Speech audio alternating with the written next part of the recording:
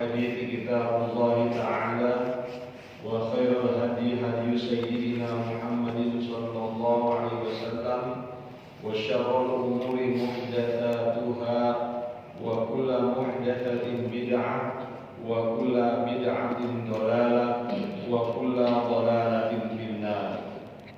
وبالسند المتصل الإمام المؤلف رحمه الله تعالى وأدام النفع به وبعلومه في الدارين آمين.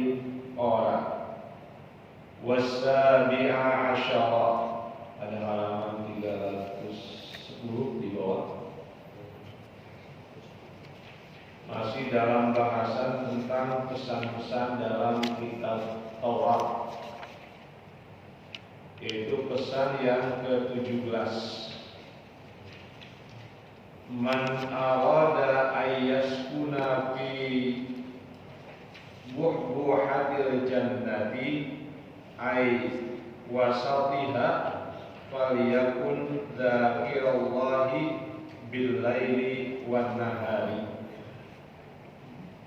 Barang siapa tinggal fi buhbuhatil jannati ay wasatiha, yaitu di tengah-tengah surga, faliyakun dzakirallahi, maka hendaklah dia menjadi orang yang senantiasa mengingat Allah Subhanahu wa taala bil laili wan nahari, pada malam dan siang hari. Ya. Ini nasihat, ya, bila kita ingin mendapatkan tempat tinggal nanti di surga pada bagian tengahnya, maka kita ini dianjurkan, diperintahkan untuk senantiasa mengingat Allah Subhanahu wa taala. Ya. Nah, di sana dipesan apa dalam Al-Qur'an? Ala bi dzikrillahi tatma'innul qulub. Ya. Ingatlah, dengan mengingat Allah maka hati akan merasa tenang. Nah, ini dalam kehidupan di dunia, dengan senantiasa mengingat Allah Subhanahu wa taala, berzikir kepada Allah Subhanahu wa taala, maka kita akan mengalami ketenangan dalam hidup. Ya, problema apapun yang kita alami, kalau kita hadapi dengan zikir kepada Allah Subhanahu wa taala, maka kesemuanya itu akan biasa saja. Ya. Kenapa? Karena kita ini menyadari semua yang kita alami, ya, itu datang dari Allah Subhanahu wa taala. Ini sebagai teguran, umpamanya kita mendapatkan sesuatu yang tidak kita sukai, ya, itu ada yang mengatakan lebih tepat teguran, bukan ujian, ya. Karena kalau ujian itu ada pada kalangan nabi, rasul, dan orang-orang soleh, ya. Tapi bagi orang-orang yang masih saja berbuat dosa, ini merupakan teguran, ya. Itu kalau memang dalam hidup ini kita mengalami hal yang tidak kita sukai, ya. Tapi kalau kita insya Allah termasuk orang-orang soleh, itu merupakan ujian, ya, ujian dari Allah Subhanahu wa taala. Ini kuncinya zikir, ya. Zikir ini menjadi sesuatu yang sangat penting, ya, terutama di saat kehidupan seperti sekarang ini, ya. Zikir ini begitu penting untuk membuat kita menjadi lebih tenang, ya, lebih tenang menghadapi segalanya. Qala al-Qushairi,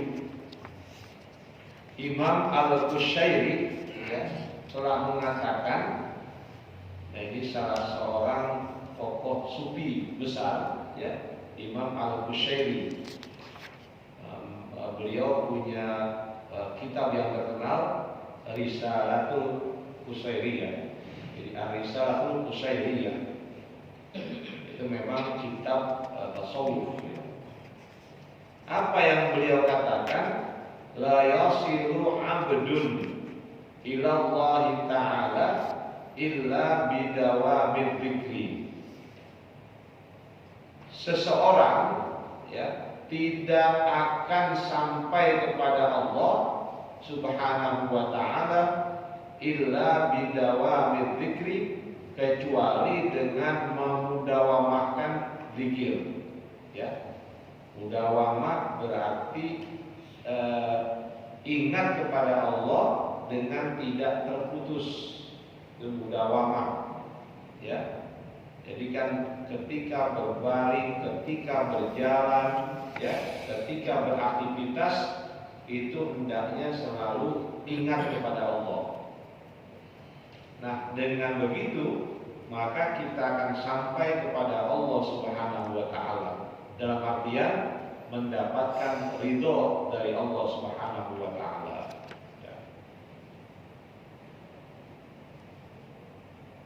Wa dzikru ala dharbaini. Zikir itu terbagi menjadi dua bagian. Yang pertama zikrul lisan, yaitu berzikir dengan lidah. Wa dzikrul qalbi, dan berzikir dengan hati. Nanti kita lihat nih, yang terbaik yang seperti apa ketika kita berzikir, ya. Apakah lisan, ya, ataukah hati, ataukah perpaduan keduanya? Kadang-kadang kalau kita lihat, ya, itu ada orang yang berzikir, umpamanya ketika dia tahlil, ya, mengucapkan tahlil, itu tidak fokus, ya.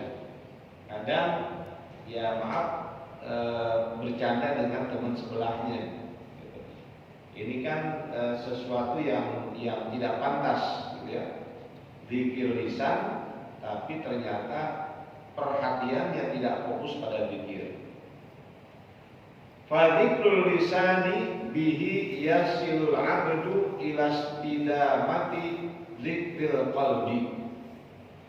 Maka zikir lidah, ya, dengan sebab zikir tersebut yasilul abdu, seseorang akan sampai ila istidamati zikril qalbi, untuk, ya, melanggengkan, ya, zikir hati. Jadi zikir hati ini akan bergantung kepada zikir lisan, ya. Jadi kalau demikian kita pahami, dua jenis zikir ini adalah sebuah satu kesatuan, ya. Lidahnya berzikir, juga hatinya ikut berzikir. Jadi klop, gitu ya. Tidak ada tidak ada orang yang berzikir dengan lidah, hatinya kosong. Gitu. Jadi yang seharusnya berzikir dengan lidah, hati tetap terisi dengan zikir tersebut. Jadi lidah dia membimbing zikir tersebut, ya, menjadi zikir qalbi. Bukan hanya itu, wa ta'thiri li dzikril qalbi, dan zikir lidah tersebut akan mempengaruhi zikir hati. Fa idza kana al-'abdu dzakiran bi lisanihi wa qalbihi fa huwal kamilu fi wasfihi fi hali sulukihi. Maka jika seseorang berzikir dengan lidah dan hatinya, fahuwal kamilu, maka, ya, itu adalah yang sempurna. Jadi lisannya mengucapkan zikir, hatinya, ya, ikut juga mengikuti apa yang lidah baca tadi. Ya, itu yang sempurna. Bi wasfihi, dalam sifat berzikir fi hali sulukihi, pada keadaan suluknya. Ya, suluk ini adalah proses perjalanan ya seorang hamba menuju Tuhan, menuju Allah Subhanahu wa taala. Itu suluk. Orang yang melakukannya namanya salik ya. Di dalam dunia tasawuf itu umum istilah suluk dan salik.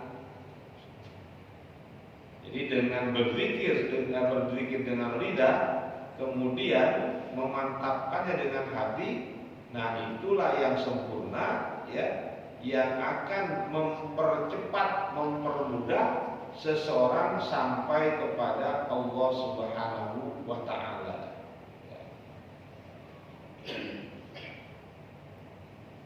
Nah, ini bahkan sebetulnya di saat kita sedang melaksanakan sholat ya, di samping bacaan yang kita baca, baik yang rukun maupun yang sunnah ya, itu tidak melepaskan zikir kepada Allah Subhanahu wa taala.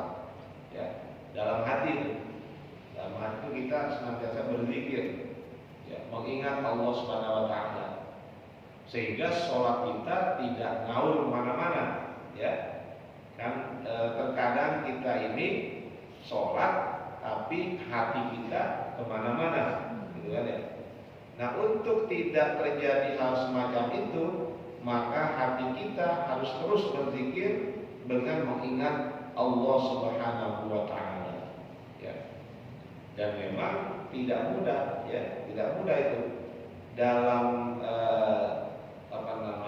suluk ya. Dalam suluk itu orang yang sedang salik dalam kesuciannya ya, sepanjang dia sholat dari mulai niat dan takbir ihram, itu kalimat Allah ya, lafaz Allah itu tidak pernah lepas ya, tidak lepas dari hatinya. Jadi Allah itu tidak pernah lepas ya, dan itu memang tidak mudah ya, tidak mudah ya. Kalau yang sudah terbiasa, nah ini akan sangat membantu untuk mencapai kekhusyukan pada sholatnya. Wa-thamina asyara,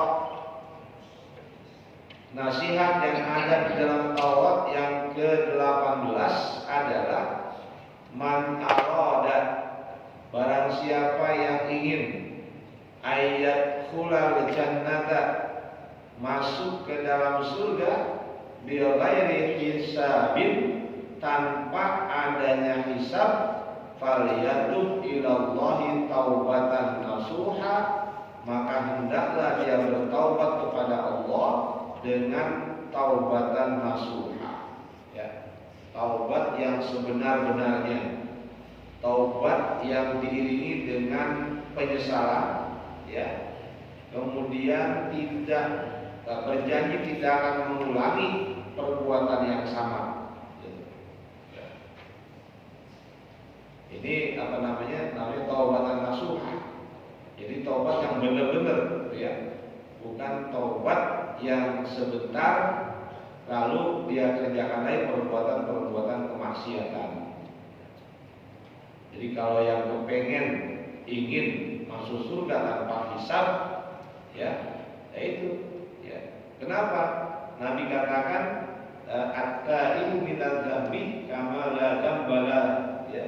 At-taibu minadz dzambi, orang yang bertaubat dari perbuatan dosanya ya, kama la dzamba lahu, seperti orang yang tidak punya dosa ya. Jadi dosa-dosa yang pernah kita lakukan hapus itu ya, dihapus. Maka dalam tuntunan agama kita ada yang namanya sholat sunnah taubah ya, sholat sunnah taubah. Itu kalau kita qiyamul lail ya, tahajud, sebaiknya jangan meninggalkan sholat sunnah taubah ya, 2 rakaat.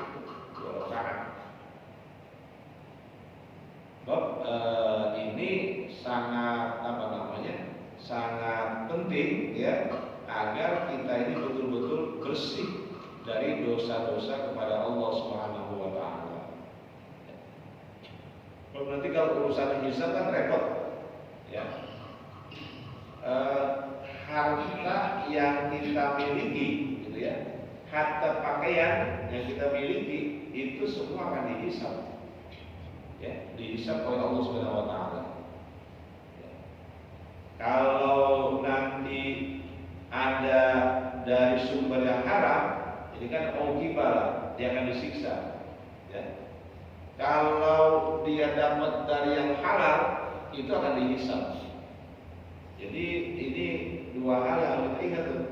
Kita punya banyak harta kekayaan dari hasil halal, itu akan dihisab. Kalau kita mendapatkan harta dari jalan yang haram, itu akan disiksa. Seperti itu ya. Makanya kita ya walaupun tahu ya tidak suka ya, tidak suka mengikuti doanya Rasul ya. Jadi Allah itu minta apa? Minta agar dia termasuk dari kelompok orang-orang yang miskin. Kita lihat. Kalau Allah menjadi min zumratil masakin, ya Allah jadikanlah ya kami termasuk dari orang-orang atau kelompok orang-orang miskin. Kenapa begitu? Karena orang miskin ya enak dia, ya hisabnya cepat, gitu kan, nggak lama-lama. Gitu ya. Nah kita ini coba ya, di rumah itu pakaian semua udah berapa? Ya, berapa banyak kita punya pakaian? Itu pun akan dihisab. Ya. Makanya orang-orang yang menjalankan suluk ya, kesucian, mereka pakaiannya seadanya aja. Kenapa? Karena mereka nggak mau dihisab, gitu ya. Dengan jumlah pakaian yang begitu banyak, mereka nggak mau dihisab. Dari mana asalnya? Ya, menggunakan duit apa untuk pembeliannya? Nah di sini apa? Kalau kita orang yang bertaubat dengan taubatan nasuha, gitu ya, maka kita akan masuk surga tanpa adanya hisab ya. Karena hisab itu berat sekali ya, sangat berat. Qala al-Qushairi, Imam al-Qushairi mengatakan at-taubatu awwalu manzilin min manazilis salikina. Pertobatan merupakan awal ya, tempat tinggal dari beberapa tempat tinggal kaum salikin. Jadi pos pertama, ya, pos pertama bagi orang-orang yang salik itu taubat dulu. Jadi bagi orang-orang yang menginginkan hidup dalam kesucian, maka yang pertama ya, fase yang pertama adalah pertobatan.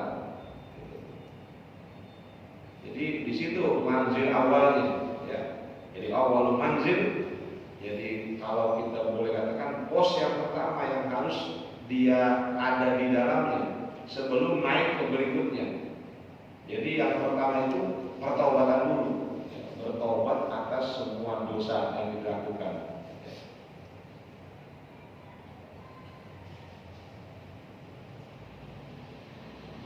Au maqamin min maqamatit talibina, atau taubat tersebut merupakan awal maqamin ya, derajat yang pertama min maqamatit talibina, dari derajat-derajat orang yang mencari keridhaan Allah Subhanahu wa taala ya. Sebab dalam prinsip hidup seorang sufi, beliau kan mereka mengatakan apa? Ilahi anta maksudi waridaka matlubi ya. Jadi ilahi anta maksudi, Tuhanku engkaulah tujuan hidup kami, tujuan hidupku ya. Waridho kamatlubi, dan keridhoanmu yang aku cari. Ya. Ini thalib ya, jadi termasuk sini. Jadi ketika kita sudah melakukan pertaubatan dengan taubat nasuha, berarti kita sudah menempati makomnya ya, dari beberapa makom yang harus ditempuh oleh seorang salih. Nanti ada puncaknya mahabbah kan gitu ya. Jadi beberapa tingkat itu nanti di puncaknya itu mahabbah ya, apa namanya, kecintaan ya. Jadi kalau dia ibadah kepada Allah ya karena cintanya pada Allah ya, cintanya pada Allah, bukan karena kepengen surga gitu ya, bukan karena kepengen surga, karena cintanya pada Allah, maka dia melakukan berbagai ibadah. Bagi orang yang sudah masuk dalam makom mahabbah, berarti berprinsip terserah Allah mau menempatkan saya di neraka atau di surga, ya terserah dia.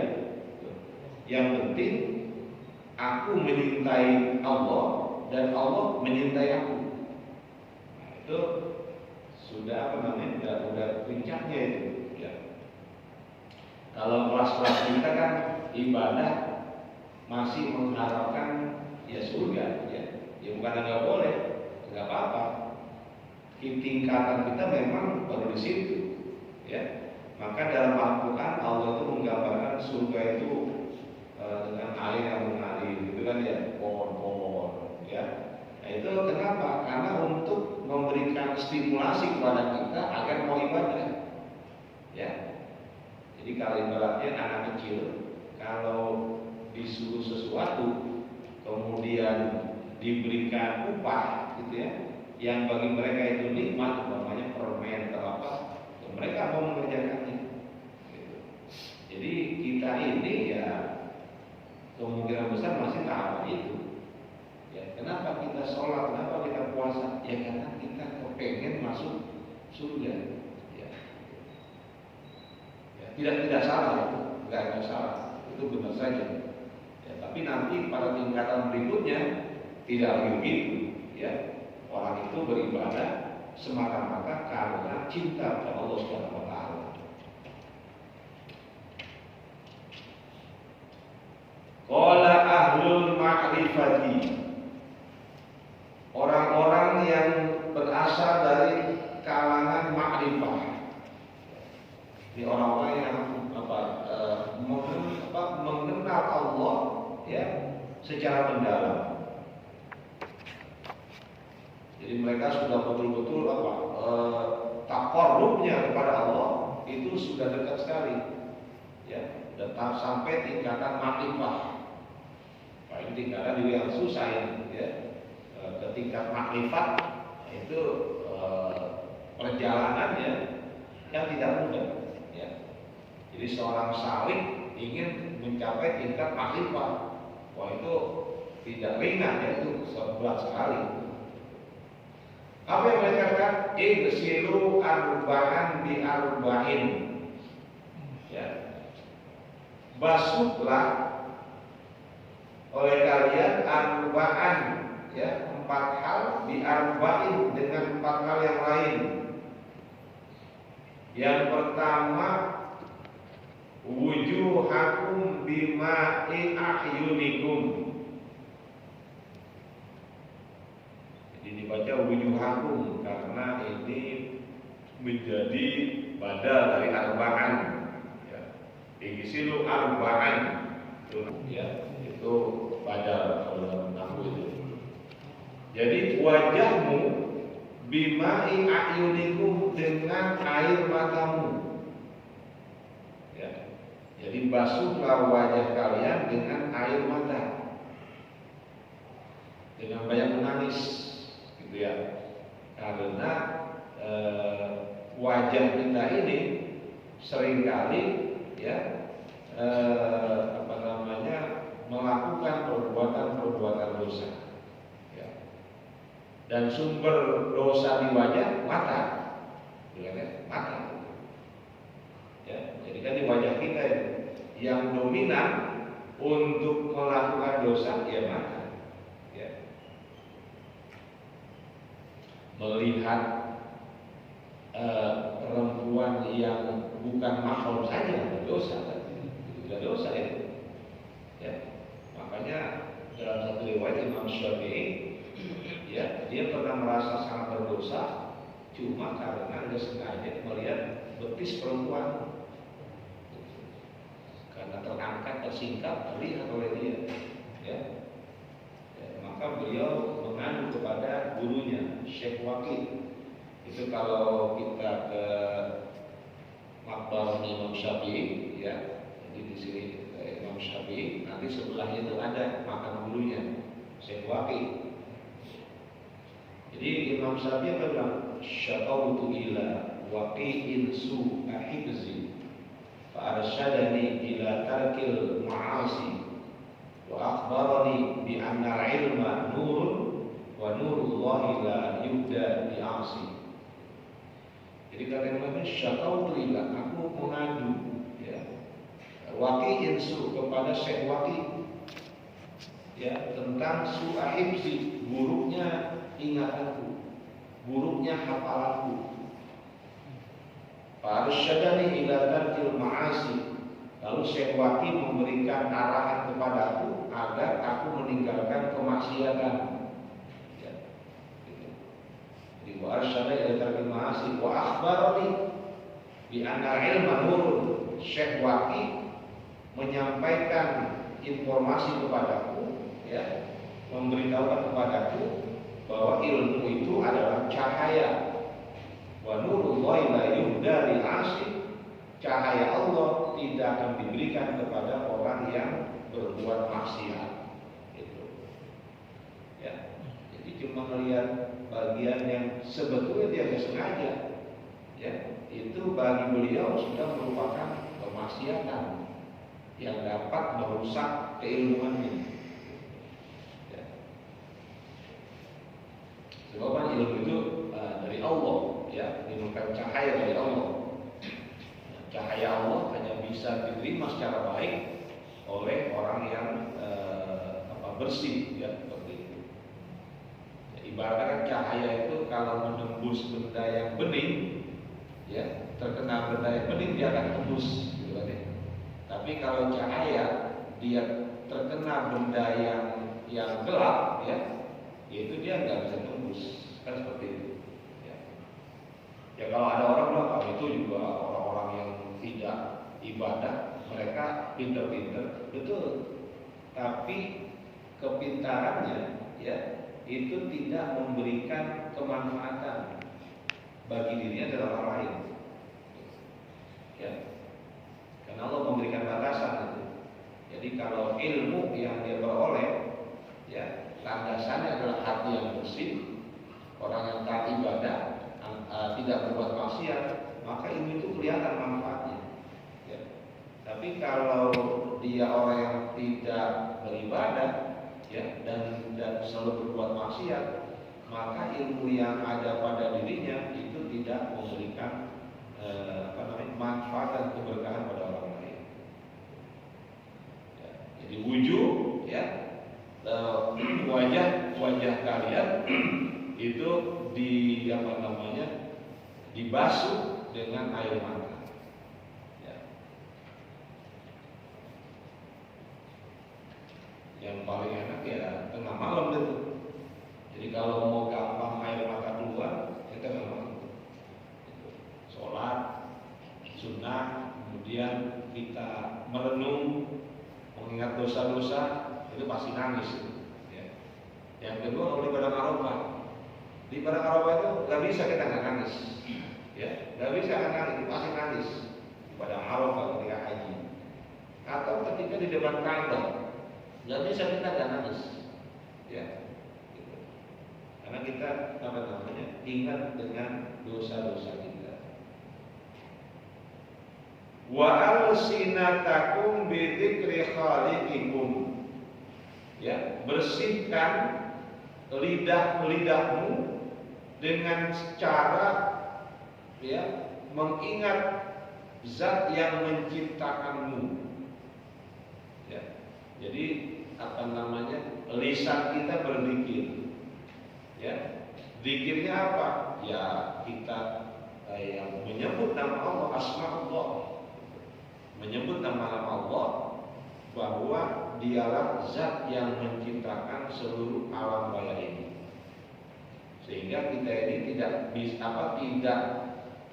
tidak mempunyai arti apapun kehadiran kita, ya, karena sesungguhnya kita ini berada dalam genggaman Allah Subhanahu wa taala. Karena Dialah pencipta kita. Wa qulubakum bi khasyati rabbikum. Basuhlah hati kalian bi khasyati rabbikum, dengan rasa takut kepada Tuhanmu. Rasa takut dengan Tuhan berbeda dengan rasa takut kepada makhluknya. Kalau kita takut kepada makhluk ciptaan Allah, biasanya kita akan menjauh. Ya, kita berpapasan dengan harimau, wah itu pasti menjauh, gitu ya. Ya, berpapasan dengan orang-orang yang bengis, ya kita menjauh karena takut. Tapi kalau kita takut kepada Allah, malah mendekat. Gitu. Jadi kalau kita merasa khasyah, ya, takut kepada Allah, kita pasti mendekat. Berusaha taqarrub, ya, mendekati Allah Subhanahu wa taala. Kemudian wa dzunubakum bitaubati ila maulakum. Bersihkan dosa-dosamu dengan cara bertaubat kepada Tuhanmu. Ya. Itu 5 kata Imam Al-Qusairi atau Ahlul Ma'rifah, ya, mereka mengatakan basuhlah 4 anggota tubuhmu dengan 4 hal yang lainnya.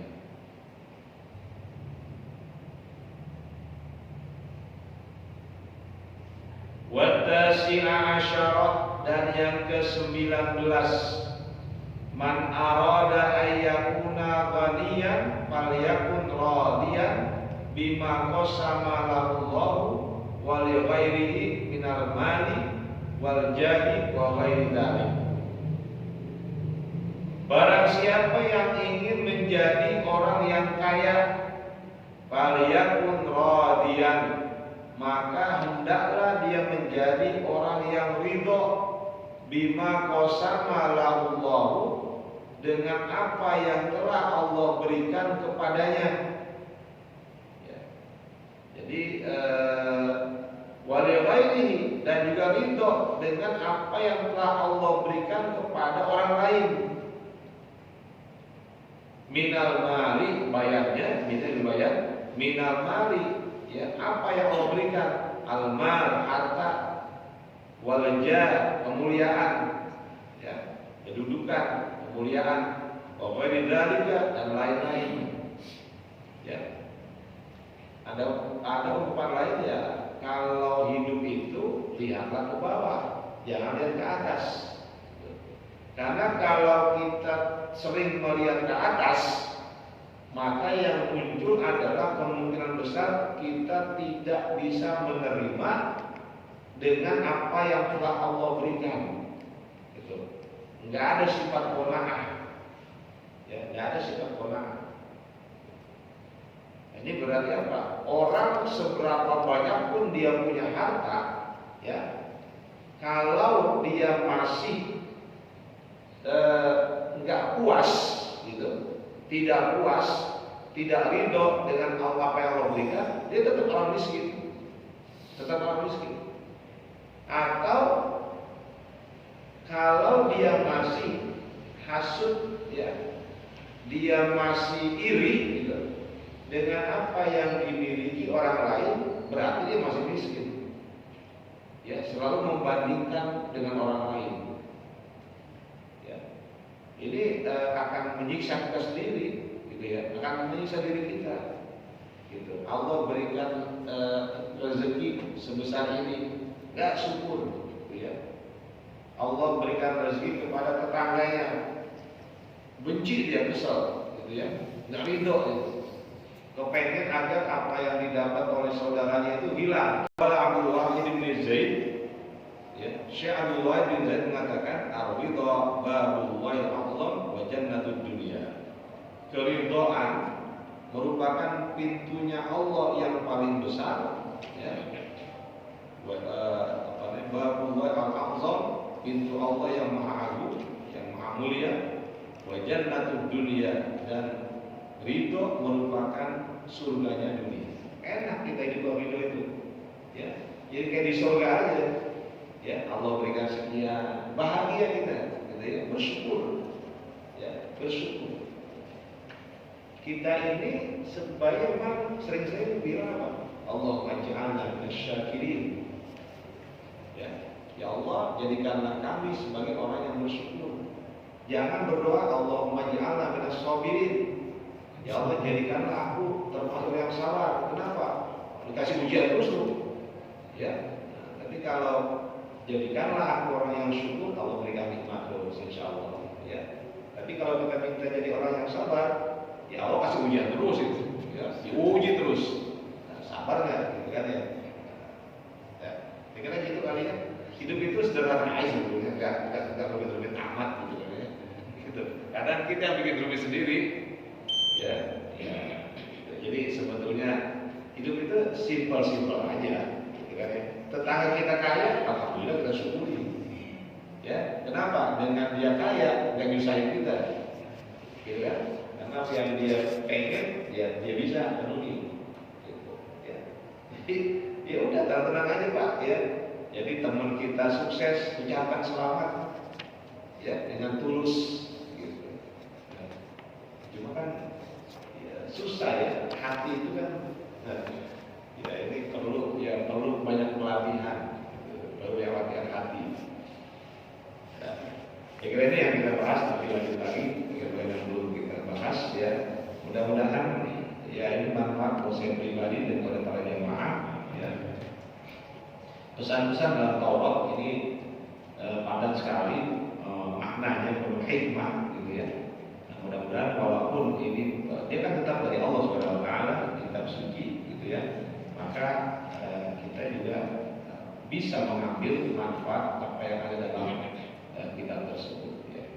Mohon maaf kalau ada banyak hal yang tidak sempurna yang saya sampaikan di sini karena keterbatasan kemampuan saya, dan bila mana ada yang keliru juga mohon untuk dikoreksi ya, agar saya tidak jadi dalam kesalahan.